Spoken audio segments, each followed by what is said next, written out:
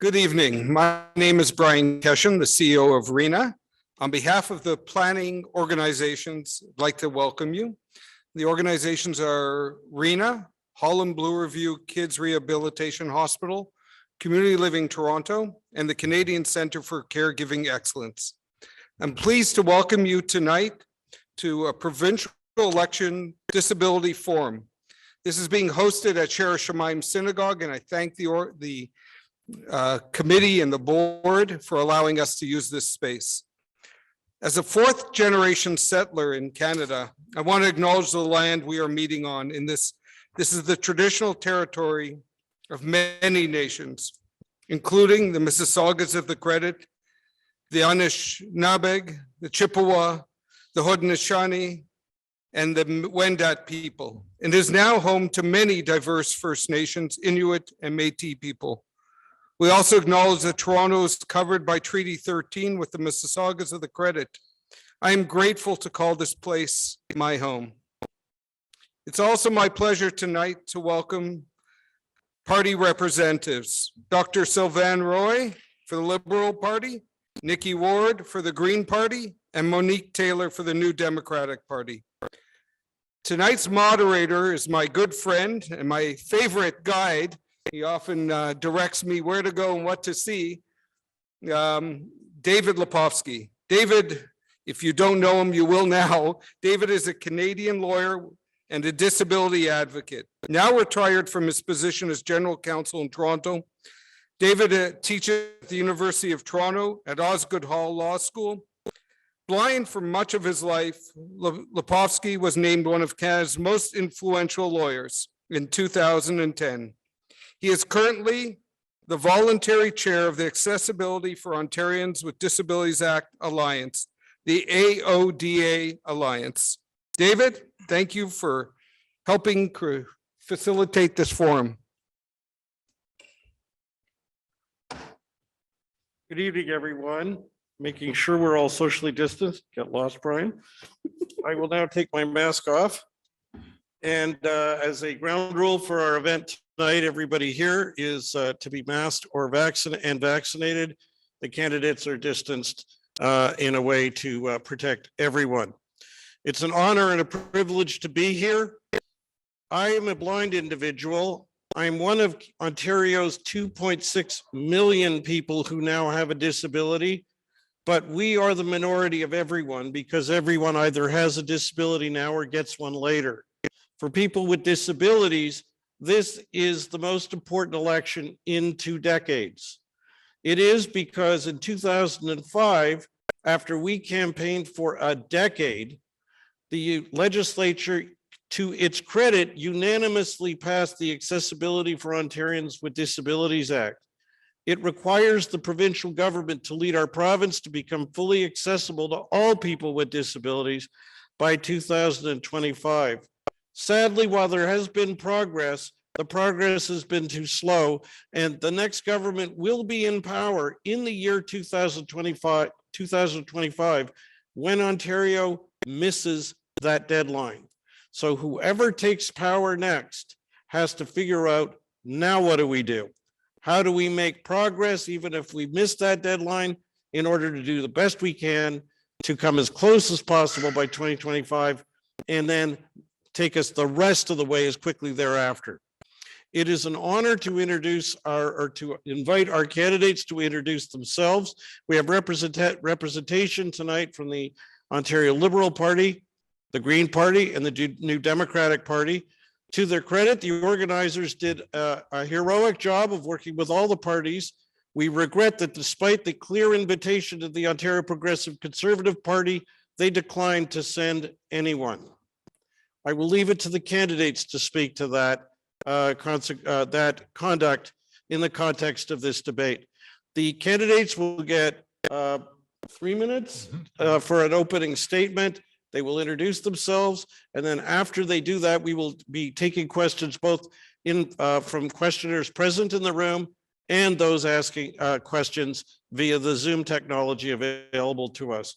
So over to our candidates. And we are in the sanctuary, so we don't want any unholy behavior whatsoever. We hope we will have a good relationship, positive siblinghood. Take it away. Who are you guys? Thank you, David. My name is Monique Taylor. I am the NDP candidate for Hamilton Mountain. I would like to thank Community Living Toronto, Holland Bloorview, RENA, and the Canadian Center for Caregiver Excellence for inviting us here this evening. And of course, a wonderful welcome and thank you to our moderator, David Leprovsky. For the past 11 years at Queen's Park, I have been the critic for children's services, social services, disabilities, and mental health. I've had the privilege of meeting children and adults with disabilities, their parents, caregivers, support staff, doctors, and those who support them with their sports or activities. I've learned of their joys, their abilities, their dreams, but I've also heard their stories of frustration, of a system that is broken, neglectful, extremely underfunded, and at most times forgotten by their government. Assessment processes that are lengthy and invasive, wait times that are frustrating and hurtful to a child's development, an education system that is more about babysitting experience than one of education due to the lack of resources and not enough adults in the room to ensure that their education experience is meaningful. The system of special services at home is daunting and overwhelming, with the horror and the thought of their child turning 18 in just a few short years. And the process will start all over again, as if they have never existed in a system before. And then they have to find their way through the passport system. There are sleepless nights of where their child will live and who will take care of them when they're gone. As parents, they have already spent years of their life worrying, caring, advocating, and fighting a relentless system. They are tired and they deserve better. How does any of this make sense in a province as wealthy as Ontario? How have Liberal and Conservative governments allowed and forced our most vulnerable residents to live in and navigate a system that does not work? This broken system forces those same people into a life of poverty and into living conditions that simply do not make sense. With an NDP government, we will change this, ensuring there's a system that is seamless and services that are needs-based, regardless of a child's needs, age, or diagnosis. Housing that is supportive and reliable, and a workforce that is respected, and a monthly income that is above the poverty line. With Andrew Horvath and our team of dedicated candidates, we have been listening. We are strong and ready to work for you. Thank you. Thank you. Next, we will hear from. Sylvain, Dr. Roy. Who are you? I'm the Liberal candidate for Newmarket Aurora. So good evening, everyone. It's a pleasure to be here with you tonight. Like I said, my name is Dr. Sylvain Roy, and I'm the Ontario Liberal Party candidate for Newmarket and Aurora. I'm so pleased to address you all this evening because I've dedicated my career working as a neuropsychologist with a commitment to serving people with disabilities, those experiencing poverty and homelessness, and those experiencing mental health and addictions challenges. As a matter of fact, my experiences on the front line supporting persons with disabilities prompted me to run for this election. I feel fortunate to have contributed to an innovative program or pilot program that brought health and developmental services, sector agencies, as well as a two level of government together to house and support marginalized individuals with disabilities. Disabilities also has a personal meaning for me. Both my father and my son have a disability.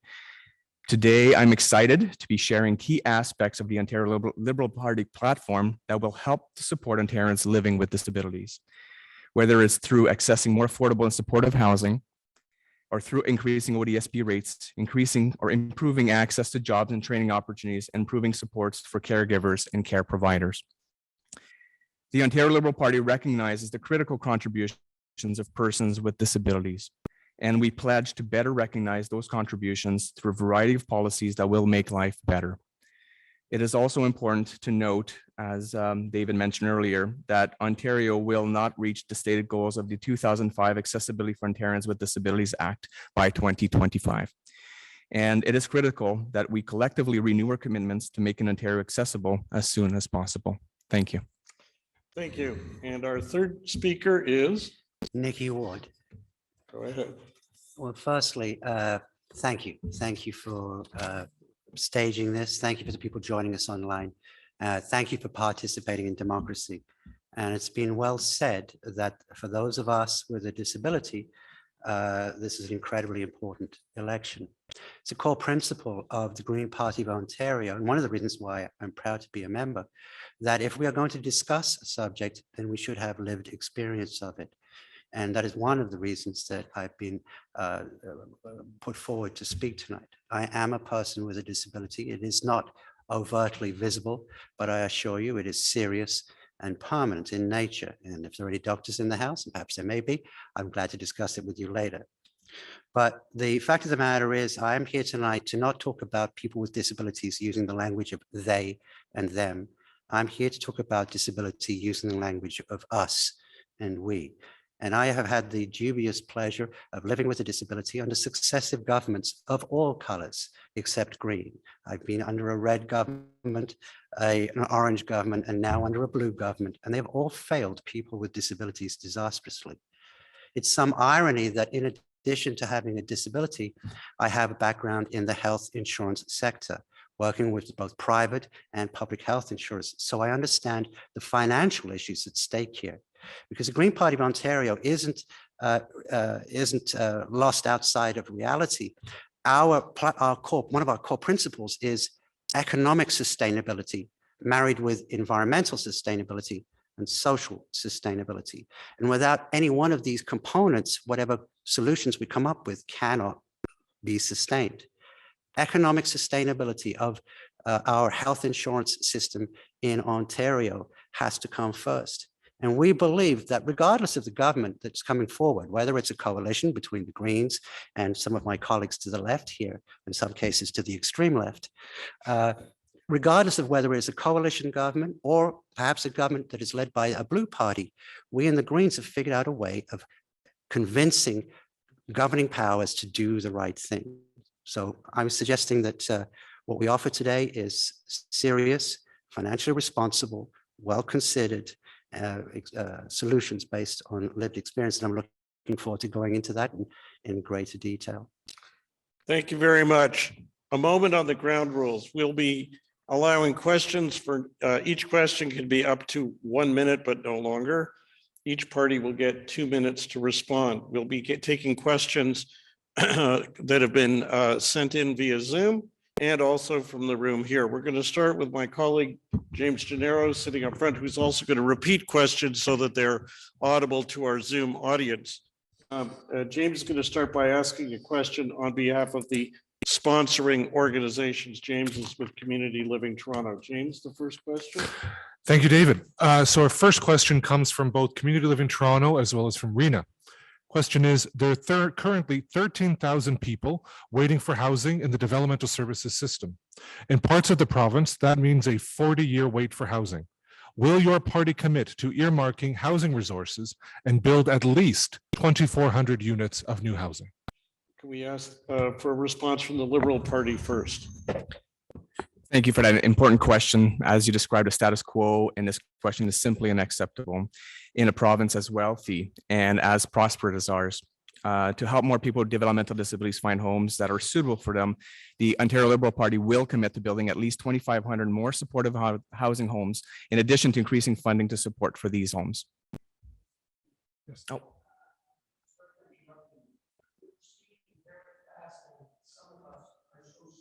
Okay. Okay. If you could just repeat a little or slowly. That is We know perfect. We're putting you in a difficult situation. You've got time limits, but. That's fair. It's not loud, so I can speak up some more. The bottom line is we're committing to build 2,500 supportive housing homes for persons with developmental disabilities. Okay, can we hear next from the Green Party? Thank you for that. And if I'm not speaking clearly or too quickly, please let me know. Thank you very much.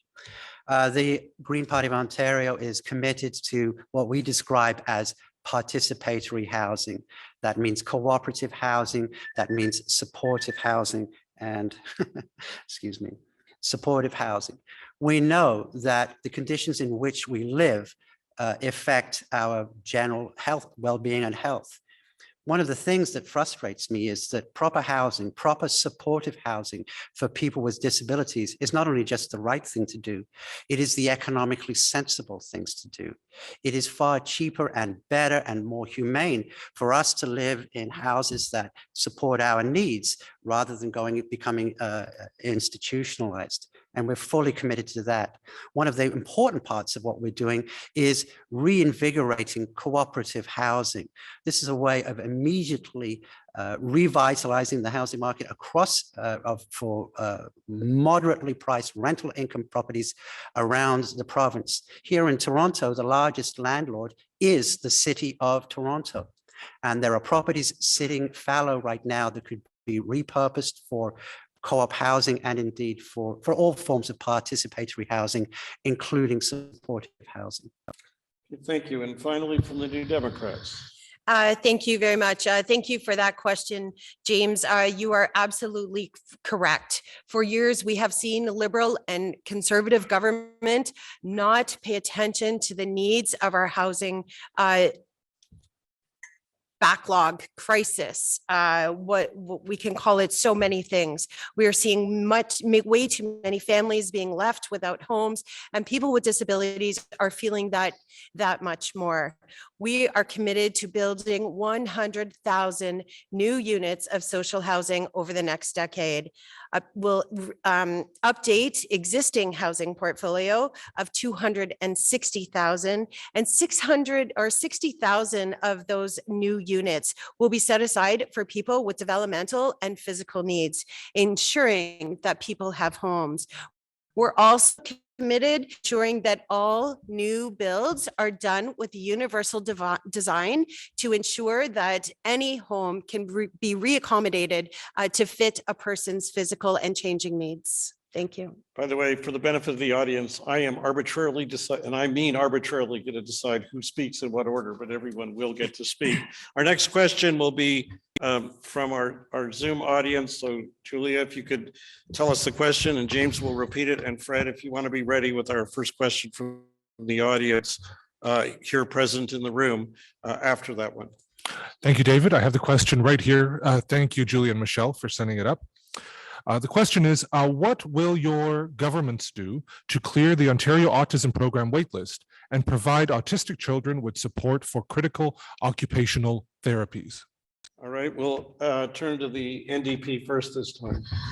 Thank you very much for allowing me to speak first. I think it's appropriate that I speak on this file first, since I was the critic on this file at Queen's Park for the better of 8 years, close to 9 years, consistently fighting the Liberal government and then the Conservative government, who had needs-based, age-based services for children, where we've seen thousands of children on wait lists for services in the province of Ontario. I believe when I left the file of autism back in 2000, and I think it was 19, 20, 21, around there anyways, the numbers were at 21,000. Now with the Conservative government, we're seeing those numbers at 53,000. New Democrats have always said that we would ensure there was a needs-based, regardless of age or diagnosis, those children would get every service that they needed. Doug Ford said no parent with autism, with a family with autism, would have to protest on the lawns of Queen's Park. Now we have 53,000 kids waiting on wait lists. Liberals and Conservatives have absolutely no credibility on this file, and it is disgraceful what we're seeing with our children. I can speak to my own family. My granddaughter is now turned 3 years old and has been almost diagnosed because she can't even formally get a full assessment of autism. So she is another number on the wait list. When will these governments think that it's the right thing to do to ensure these children's services? It's quite frankly abuse. We hear from the Green Party next. Thank you. Is that a little clearer? Is that better? Okay, thank you. One of the things that I appreciate about the Green Party is that we are focused very much on finding solutions wherever we find ourselves in the governmental process, whether in some cases out east, where we have formed part of the government, or elsewhere, as here in Ontario, where we form part of the effective opposition and the moral compass by which many of these decisions are made. It's not helpful to talk in terms of fighting against the Liberals, the Conservatives, or indeed the NDP, because the people in office do care about us, may have different ideas about what's the best way to do things. The fact of the matter is that there is money to provide adequate service for all Ontarians. I should know, I was part of in the financial services industry, we helped OHIP with some of their billing back in the old days, back in the 1990s. So there is money available, it's just being badly managed. And going back to this idea of economic, environmental, and social sustainability, if we can present a compelling argument to, let's say, the Liberals or the NDP, or indeed to Doug Ford, then we are capable of moving things in the right direction. We've done it with electric vehicles. We've done it to some degree, a lesser degree, with changing his mind about disability payments. And the same is true for doing things more intelligently and more compassionately for children. And one example that may be a way to work on this is the Exceptional Access Program. I know we're going to be talking about children with disabilities again, so I don't want to go too deep into it. Right now, the Ontario government and the Ontario Health Insurance Program has I can't quite see that from my angle, I'm afraid, so you have to hold it up higher. Right now in Ontario, we have a patchwork of reactive systems that have been put in place over successive governments, some of them NDP, some of them Liberals, some of them Conservatives, and they don't work. And so we can present economically sustainable and socially sustainable ideas. And we're not too proud to let other parties steal the ideas so long as they actually implement them. Thank you. Response from the Liberal Party, please. Thank you for this. Autism is very personal to me again, because we have a child that's been waiting for 1 full year on the wait list. So I get it. We are committed as a party to evidence-based, needs-based services. There's no doubt in my mind. But when I think about autism, is I see government trying to build a house without a foundation to build to keep the house, the roof, in one piece, hanging overhead. So and when I think about the foundation, I think about services. I think about health services. I think about occupational therapy. I think about psychology. I think about SLP. All these fundamental services are so hard for parents to find and access.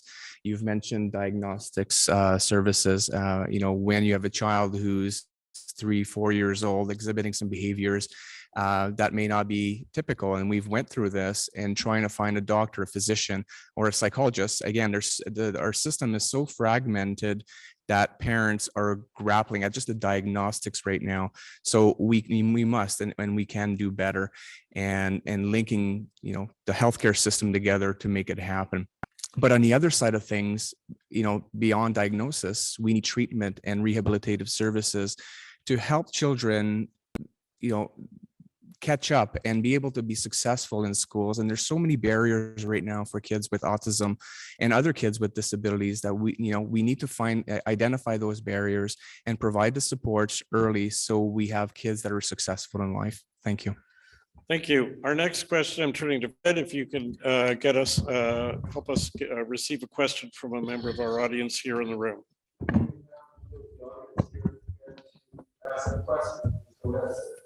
My name is Hassan Commander. I am from the Scarborough area, and I am a person with autism spectrum disorder. And my question is, I know the Green Party and the NDP Party all made WWC, but just doubling it to draw high that, and to me, doubling this sounds to be investment and we get after increasing by $1,000.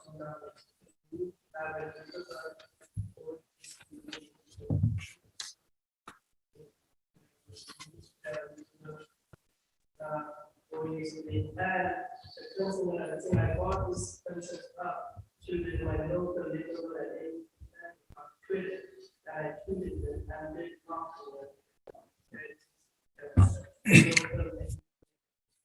Okay, thank you so much for your question. I'm going to ask James to just repeat it for the benefit of those watching us at home. Thank you, David. To summarize, the question is regarding ODSP rates. Would the parties present commit to doubling ODSP rates and then further increasing the rates for ODSP by a further $1,000 in the second year? Could we hear from the Green Party first?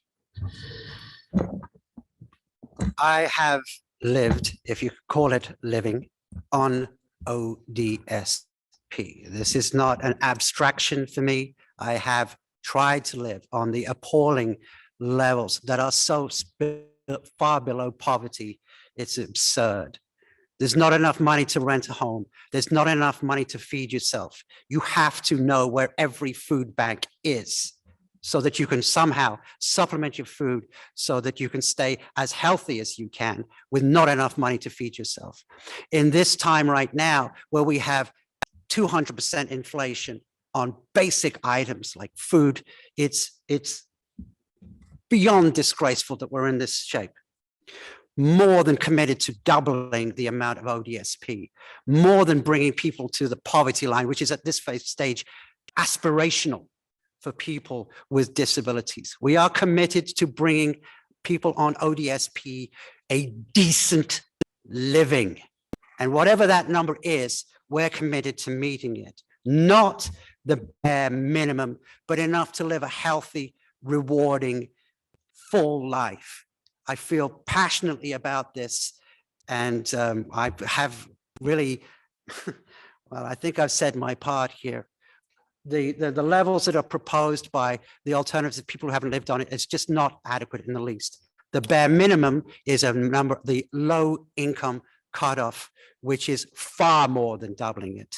How are we going to go about doing this? Once again, this is economically sustainable. It's not just the right thing to do. It is economically sustainable because people who can't feed themselves, people who don't have a safe and supported place to live, get sick again.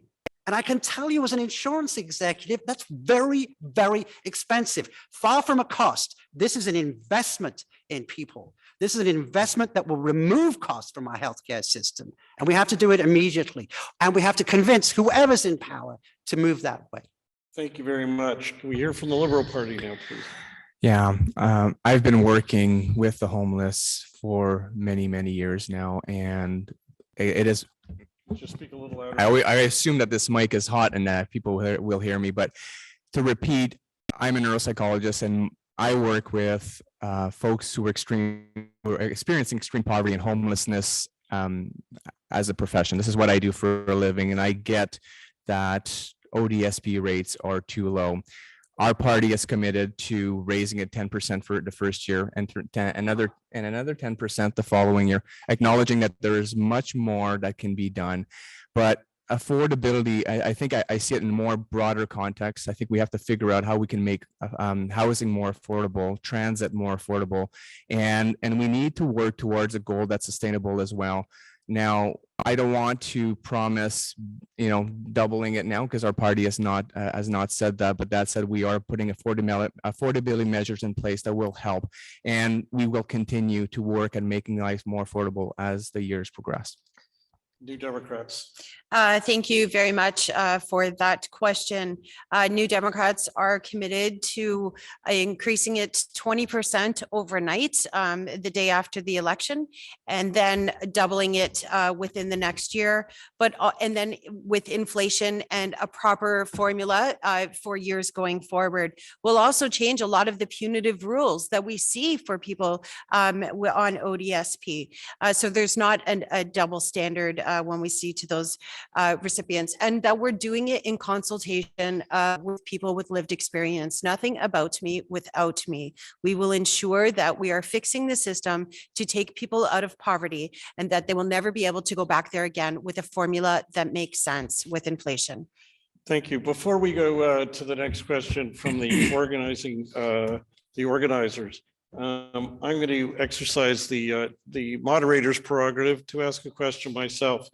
The Accessibility for Ontarians with Disabilities Act Alliance, which I have the privilege to chair, is a nonpartisan group. We don't campaign for or against any party or any candidate.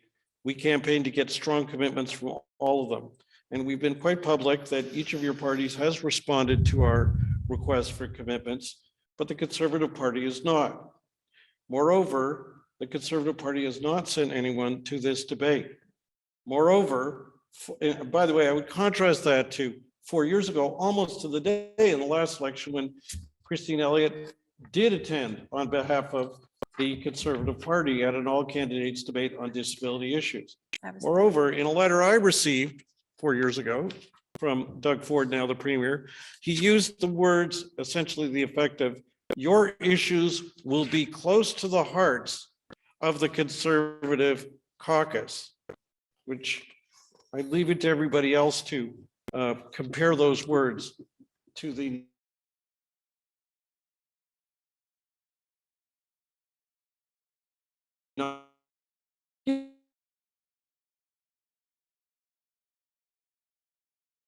turn to candidate all of your parties and say, why should we believe them either? What's your answer? We hear first from the Liberals. Sure thing. I think the first part is you have to look at the number of candidates who've stepped up in our party that also understand. We have teachers, nurses, psychologists like myself who've decided this time around they need to get involved in the political discourse, and we need to focus on issues that matter, including disabilities, and we need to get it right. Now, if I'm elected, obviously I will bear the legacies of my predecessors in the Liberal Party, and I will acknowledge that there is so much more we could be doing, and I'm personally committed, and myself as a candidate, that I will work hard on those issues moving forward. NDP. Thank you for that question. In the last 11 years that I've been at Queen's Park, I have definitely seen neglect when it came from governments who were there. Liberals, Conservatives.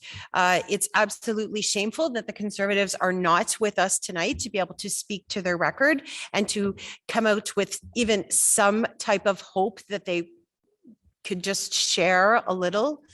But we know that that's not going to happen. I mean, we have literally, when the Conservatives came into government, there was a 3%, measly 3% increase from the Liberals at that time. The Conservatives came in and chopped that to 1.5%. When it came to kids with autism, there was $600 million on the table because Doug Ford doubled that money, but only just over $300 million was spent. This is their track record. They have not put any money into developmental services. We have watched developmental services do more with less on a regular basis, and people continuing to be hurt in the midst of it.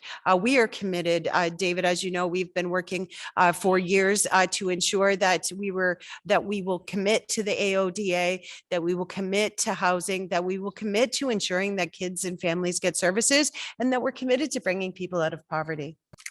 Thank you. And for the Green Party. I'm very disappointed by the response of my colleagues on this table. Completely inadequate. The issue is not one of poverty, but one of survival. It's bizarre, it's perverse, it's unacceptable to say, oh, we want to look at the situations, review it. We know people with disabilities on ODSP are not eating right, not living right, and as a consequence are not living long, productive lives. And to use the same percentage rules, we will spend 10% more or 15% more. It's disgraceful. As to why should we believe them? Quite frankly, I don't believe them. And that's why I'm running for the Green Party of Ontario. We, regardless of whether we form the government, which I'll admit is a long shot right now, but whether we form the opposition, which is highly likely, we are good at selling our ideas. We're good at selling our ideas. And I can tell you from my own personal experience in the private health insurance, I worked directly with the Deputy Minister of Health. I worked directly with the Coroner of Ontario. I worked directly with them and negotiated. There is money in there to pay for the things. If there's no money, it doesn't happen. Economic, environmental, and social. We can't get social change unless we can pay for it. And there is money in there. It requires intelligence, articulate, and forceful advocacy. And we are good at doing that in opposition. And that is why you should, and I would say must, elect Green Party candidates in the coming election. Enough of this. The situation we're in right now is a legacy of the mainstream partisan parties who have played this 10%, 15%, a buck a beer, a buck a ride, all of these gimmicks instead of getting down to business and helping Ontarians. It's just, the reason I'm running is because I'm so tired of this partisan nonsense. It gets nowhere. We go one way and then the other way and nothing happens. And people on ODSP, people with disabilities live half lives or die. And that has to stop. Thank you. Our next, So wish I could respond to that. thanks. Good luck. Let's Good hold luck. our I applause would- till the I end. would- I didn't say that So before, much but that you let's, had to say there, Nikki. Well, I would good. truly, I I'm wish I had glad. the I'm glad. opportunity because I would agree with so much that you had to say. The Mhm. unfortunate part is that we have seen majority governments, and regardless of the situations and the solutions that we put forward, they have refused them. It's called So, effective opposition. It's it's all called right, effective let's, opposition. if I may, I'm going Good to luck. ask if Thank we you. Can't can wait till you get there. Yeah, move. me to too. You can add your responses in as you respond to the next question, but I do want to get as many questions in as we can. And thanks for your enthusiasm. James, our next question from the four organizations that convened this all candidates debate. Thank you, David. The next question is from Holland Bloorview Kids Rehabilitation Hospital here in Toronto. The question is, the health of children, especially those with disabilities, has been disproportionately impacted by the pandemic. A generation of children and youth is at risk of significant long-term health problems without immediate action. If elected, what will your party do to support children's health care? Let's start with the NDP, please. Thank you so much for that very important question. There are many things that we will do within our healthcare system to ensure that kids get the services that they need, because we've definitely seen children suffer throughout this pandemic with their mental health. We will cap them at 30 days. Seeing children wait 18 plus months for mental health services in this province is absolutely disgraceful. We will publicize the backlogs and make sure that we publish the progress reports. We will ensure that we're eliminating the discriminating triage protocols in healthcare so that vulnerable communities are not made further vulnerable with second-class healthcare. We'll increase supports to children's mental health, as I said. We'll launch public inquiries into the government's COVID pandemic response, and we will fully implement Make Kids Count action plan that was laid out by the Children's Health Coalition. There are many things that we can do within our child sector to ensure that children get the services that they need, and not have them waiting for services. As I said earlier, it's pretty much abuse to watch a child who needs services and not able to access those services due to government wait lists and refusal to spend the money that they have sitting in the banks. They have priorities. They're choosing highways over instead of our kids' health. And that's disgraceful and not a way that we would govern in this province. Thanks very much. Can we hear from the Green Party now? Thank you for that question, which I understand to be about how we're going to help children with disabilities. I'll give you a good working example here of things that we've done in the past in the private sector. You can negotiate with these people. Cystic fibrosis is a tragic example of a disability that affects children and affects the lifespan of those children.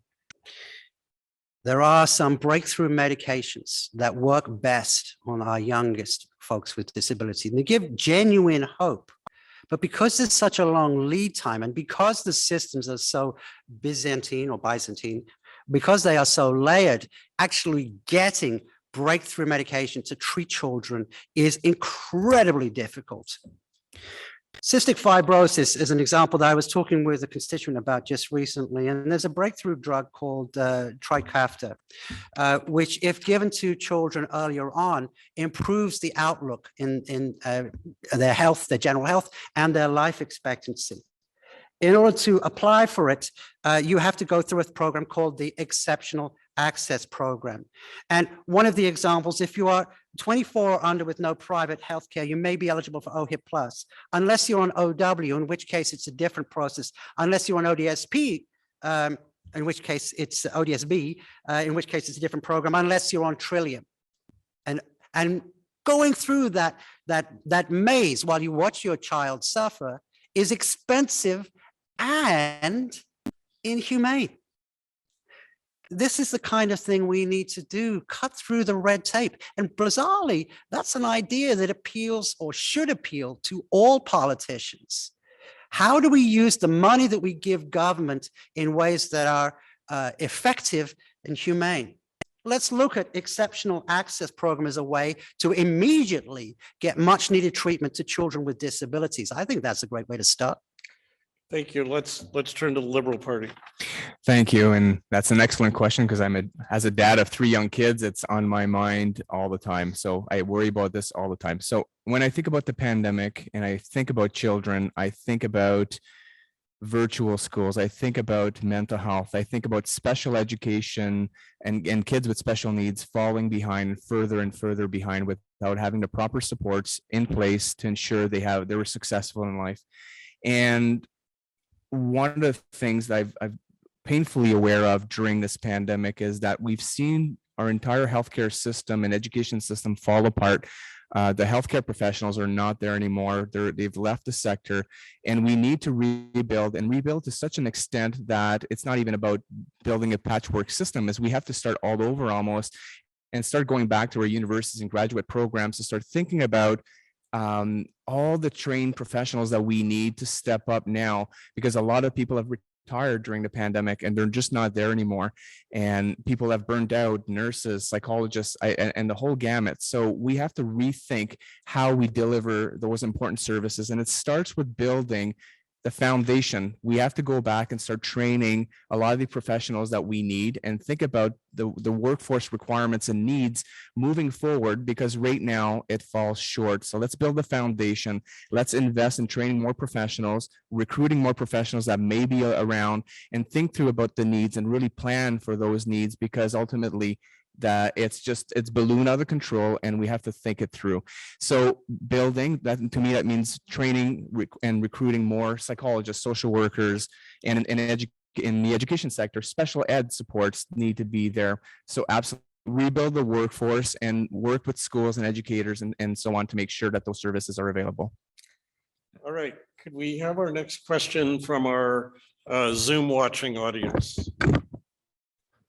Thank you, David. Let me get that question sheet up here. You didn't warn me, David. Of course. Okay, question from our Zoom audience at home.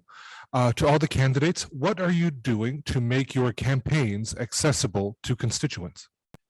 All right, let's ask the Liberal Party first. I smile because one of my volunteers, the first thing he did when we got in office is he built a ramp out of, I don't know where he got the materials, but when we sent the emails, we made sure that it's not only physically accessible, but we wanted to make sure the bathrooms and so on, everything is set up in such a way that we could welcome anybody in the office to come and have a conversation with me. And I walk in the next morning and this beautiful ramp is built out of materials. I don't know where he got it from. So that's the first thing that comes to mind. So ultimately, we've sent the message out to our volunteers that we want to make this fully accessible in every possible way we think about. And the first part, it was the physical accessibility, and that's what our campaign did the first time around. All right, thank you. NDP. Thank you for that question. So while looking for my campaign office, that was the #1 rule, is that it had to be accessible for entrance, for ramps, for the bathroom, for people to be able to navigate around the office. And that's exactly what it is, and something that I'm really proud of, and always ensure that accessibility is first on mind. And the Greens. Nothing about us without us. Thank you for that quote. Accessibility means much more than ramps. It means making sure that we provide equity from the beginning. And our party started with that by actively recruiting equity-seeking candidates like myself.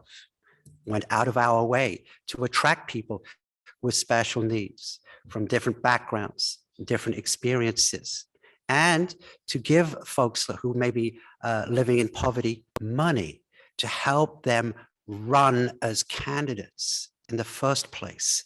It's hard-coded into the DNA of our party to be inclusive in every sense of the word. You shouldn't have to build a ramp. Where your office is should be accessible. It shouldn't need to modification to be accessible. It should be built to be accessible. It's a whole philosophy. And the same is true going backward to supportive housing. We shouldn't have to need, in some cases, there are special needs for special support, but the fact of the matter is, doors should be wide enough to accommodate wheelchairs all the time, everywhere. That should be hard coded into our process. Bathrooms should be large enough for a wheelchair to make a full circle, not because of a special need to somehow separate somebody with a disability from the rest of society, but because it's the right way to build a bathroom. Back to how we are making our campaign accessible. We're not spending our money on a fancy office. We're spending it on going out, reaching people where they live, providing ASL services and other language and other assistance services so that everybody can participate in this democracy of ours. Not just people who are members of the Green Party, but everybody, so that everybody gets a chance to vote, participate, and be heard at Queen's Park. Okay, thank you. Fred, can we have our next question from folks present in the room here? My name is Isabel. One thing, food banks do not help people on disabilities and most vulnerable. You do not help those with IBS, you do not help those with Crohn's, you do not help those with celiac, you do not help those with diabetes. All that is a myth that they help the most vulnerable, and we need to call that out. It's nice that not just the children and that they support until they're 18, but after they're 18, then they have to show. And that's not. When you're talking about nothing for us or us, I've been fighting for 4 years. The only reason anybody's been talking about 100% increase is because of me. Have I been included in any debates anywhere on TBO or CDTV or anywhere else? No. Are my ideas not valid? No. Why not? Because I'm trans and I'm disabled and I'm poor. So here's my question. Instead of always playing with housing games, because 50 years of talking about affordable housing has led to more homelessness than ever and more people struggling, and it's just a smoke screen of parking. Why are not all the provincial parties getting together trying to get other provincial parties to demand that the federal government, instead of building, people want to build 100,000 units or whatever, and you'll maybe coming up with 40,000 units, start demanding that the federal government build 10,000 50-story apartment buildings, average market rent for rental buildings. There's 1.3 million empty homes in Canada right now. So you're talking about wanting to build a housing that's not going to be affordable to anybody. It's really empty like that. So, you know, you just wasted resources. Okay, I'm going to ask you to wrap up. I'm going to ask you to wrap up with a question just so we can move along. That's a better idea to advocate that the federal government legislate constitutionally that the average market rent is guaranteed to every Canadian citizen, so that average market rent buildings will get built. So when the builders know that people can actually afford to move into them, they'll build them. Okay. Of course, they know that people will get it. You know what? I'm sorry. I'm gonna interrupt. I'm gonna interrupt because you've got a whole not. You know, when they say need not apply, why is that? Because they know when the audience people are ready to try to ask for a whole check, for a big rent, you gotta do something shady to get by. Only 12% of disabled people live in subsidized housing. Only 12%, 88% do not live in subsidized housing. Okay, what I'm. There's a lot of people in housing. You know, we need the building will change so that the housing is soundproof. You know, because people are getting driven out of their units. You know, people with mental health issues can't get sleep at night. They sleep deprivation, torture, act out, they keep out of their unit, and then they put in shelter for the rest of their life. Somebody 25-year-olds wants to spend the rest of their life in shelter. We need supportive housing, more of it, so that people that are homeless and in shelter should get 2 years of supportive housing to get their issues and addictions dealt with, mental health issues. And so that they can get a place to have them training and whatever. Okay. Okay. We need reality. Okay. You know what? I'm gonna I'm gonna summarize. That would be better. I'm gonna- Instead of all these provincial, affordable housing. Okay. You know, mostly congestion, you're not advocating that other towns on board, that demand the federal government. All right. Build 10,000 50-story average market rental apartments across Canada. Okay. Let's do that. All right, I'm going to put the question to the candidates. Let me also say that your anger, your frustration, and your sense of eagerly wanting to be heard, I think are as important as the particular specific policy options that you're putting to the candidates. Because there's limited time, I'm going to ask you, could you just talk each to at least one of the ideas that was presented as a solution, but could you also talk to the sense of frustration and anger that we've heard echoed here, and that I must say, I hear from people in my community organizing activity all the time. Could we start with the NDP, please? Thank you very much. Thank you, Isabella. We hear you. I hear you. I hear your frustration and I understand your frustration. I talk to many people in my community also who are very frustrated with the lack of housing, with the lack of proper supports and resources. And we can do those things. We just have to think differently. We have to be looking at tiny home communities. I mean, there are projects but hold on, there's different. So Isabella, Okay. I want to have the opportunity to answer you. But in the meantime, Isabella, we have to be able to work together to find solutions for today. We can't wait until all of these large apartment buildings are built.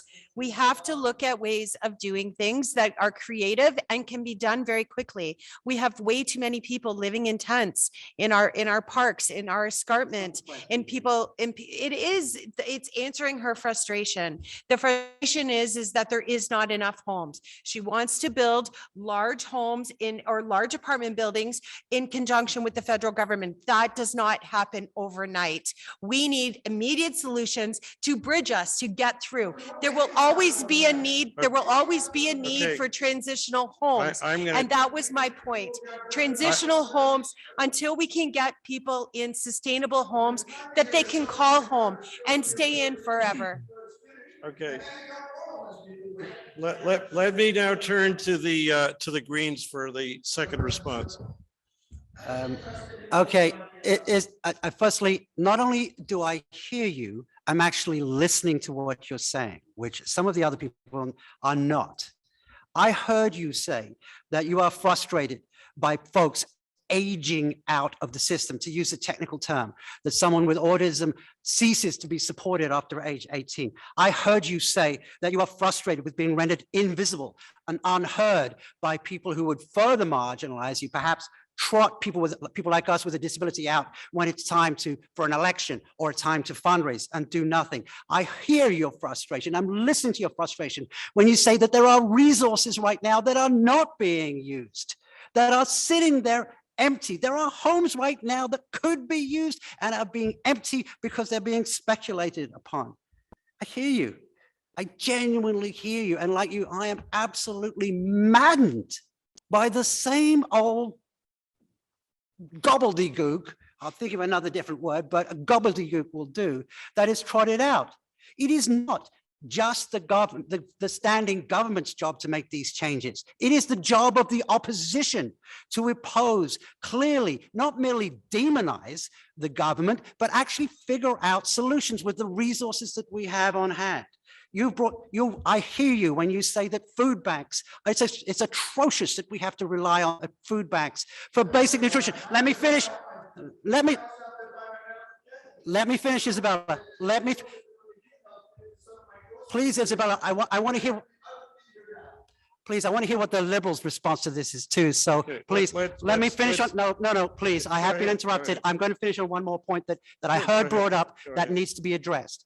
Food banks do not deal with people who have irritable bowel syndrome. It does not provide nutritious food. It does not help people who have diabetes. It does not help. These are not solutions. And I hear you on all of those points that you raise, and I hear your frustration, and I really, really, really want to hear what the Liberals have to say about this.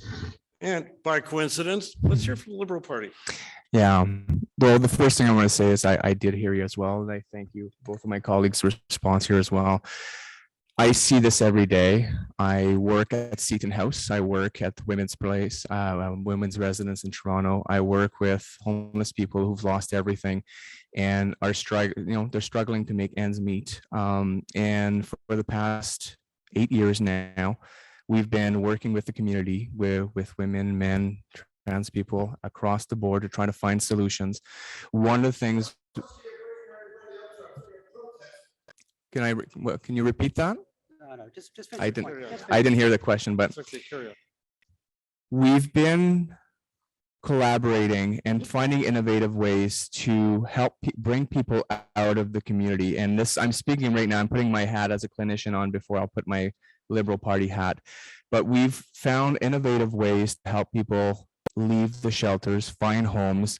And it might have been through rent supplements with the City of Toronto, for example. It might have been with special programs with ODSP and so on. But I found when we start working as a community, and the example I pulled early on included different organizations, different agencies, two levels of government coming together and trying to come around, and the question was around developmental disabilities and shelter system, and we managed it, and we've managed to save lives as well, because one of the things that happen when you're homeless is you might have physical disabilities or physical issues as well. And you're right to be upset, and you're right to be angry.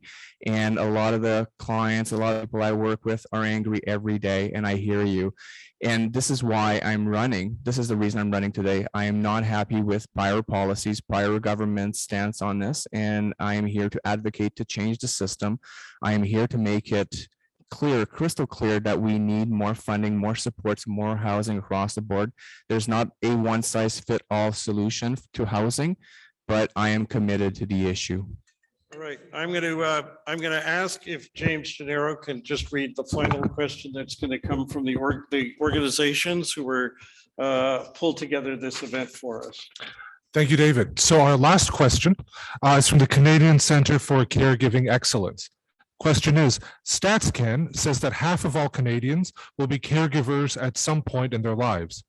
Caregivers and care providers are the backbone of the care economy. What will your party do to support caregivers, unpaid, and care providers, paid, in their necessary work? We're going to start with the Green Party, please. I think I started, oh, okay. Or did you start the last one? Oh, I was in the middle. I prefer to go It's last. on okay. this one. I can't keep track. That's either. all righty. I think I went first last time. I think It's so. okay. Does that mean I go first? Go ahead. All right, I'll go first. All right. And thank you for redirecting this, but no, it's interesting because the past 2 years is that for me or no? Okay. No, go ahead. All right. The question is really interesting because I've experienced this from both ends. My dad has advanced stages dementia, and we had to figure out what we're going to do to both my family, my sister and I, to provide the care, but also at the same time, how do we get caregivers to help in areas that we have no competencies ourselves, my sister and I. And this is all during COVID. We've seen the system collapse. My mother got so ill at one point that we had also had to consider putting my dad in long-term care, which was a horrible experiences. So I've spent time helping my dad in a shower, all these things that I wasn't used to. And it was painful. It was hard to see my father degrade to such a level. And on the other side, I felt the system crumble around us. So we didn't have nurses and PSWs coming into the home. So I saw it from both ends. And this is why I think our commitment in terms of helping to rebuild that system, like, I mean, it's, let it be clear, the home care, long-term care system has collapsed in front of us. And we have to start thinking about rebuilding the workforce. And that entails fair wages for folks who are working on the front lines. So scrapping, for example, Bill 124, which is a horrible policy, by the way. But beyond that, we have to start thinking about the roles caregivers will have non-paid, non-paid ones, or like family members and so on. And we have to start thinking about what is the workforce going to look like. And with an aging population in front of us, it's critical now that we act and we invest in this area. Thank you. All right, let's go to the green second. Sorry, could you repeat the question? Certainly.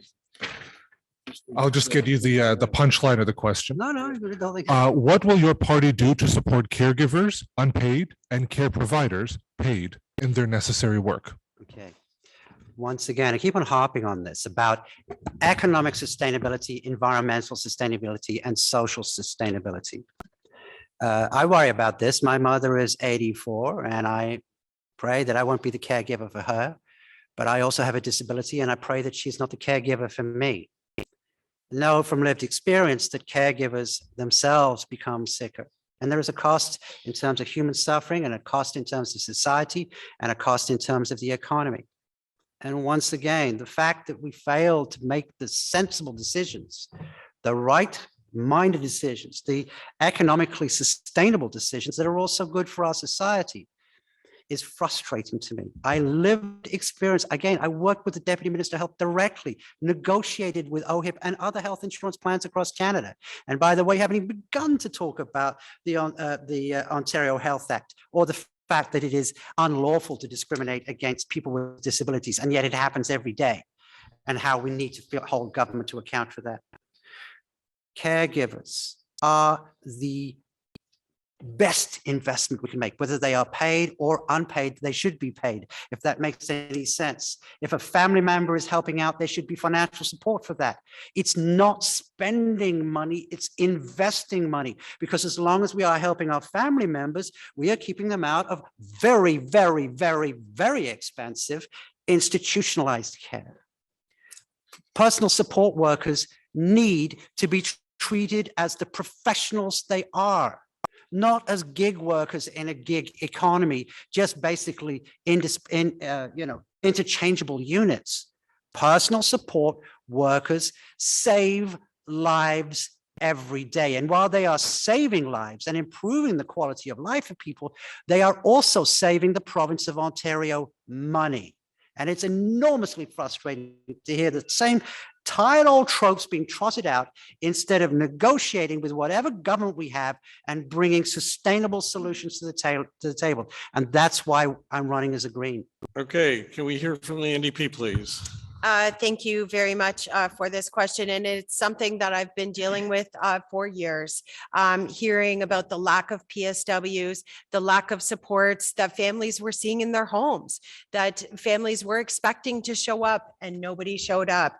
This is something that's been going on for quite some time. And this happens when we have a privatized system, making sure that we have a fully public system that ensures good wages, pensions, that take care of and respects the workers who are working so hard on behalf of our loved ones. We're committed to a $5 raise for PSWs. We're also committed to ensuring that we're attracting and retaining those same workers and taking care of our loved ones at home so that we do not see what happened throughout the pandemic happen again. Most importantly, we are committed to keeping seniors safe in their homes. That is something that can be done by ensuring that we're helping with nursing care, helping with food preparation, helping with medications. They're important pieces of the system that need to be that need to be attended to. Also, for a care benefit program for family members who are staying home to help their family members, we're committed to $400 a month to helping those caregivers be able to help their loved ones. Thank you. All right, I'm going to, folks, we're now at the time for our program to conclude. And so I just want to offer a couple of concluding very brief remarks. One is to thank the candidates for their time and their passion, and their parties for agreeing to send them here to debate our concerns. I'd like to thank the 4 organizations, community organizations, who did all the heavy lifting to bring this organization, this event together. I want to thank Shari Shemaim Synagogue for making its its building available to us. Let me just speak to all of you here and at home for just one moment. In the spirit of nonpartisan, please vote. Please take action now to contact Elections Ontario to find out what you need to do to vote. For example, you have the option of mail-in ballots, but you've got to move very quickly to do that. And mail-in ballots, which by the way have significant accessibility problems for blind people like me, are one way to be sure that you don't have to get exposed to other people in close proximity at a polling station during a pandemic. The other thing I encourage every one of you to do is to use the power of social media, use the power of your phone if you have access to one. Call into radio programs and raise disability issues. Tweet to the Queen's Park journalists who cover this election and who, I regret, often fail to include us in the issues they tell us we care about. We do care about our issues. They need to pay attention to us too. Thank you all very much for coming, and everybody have a safe trip home. Thank you.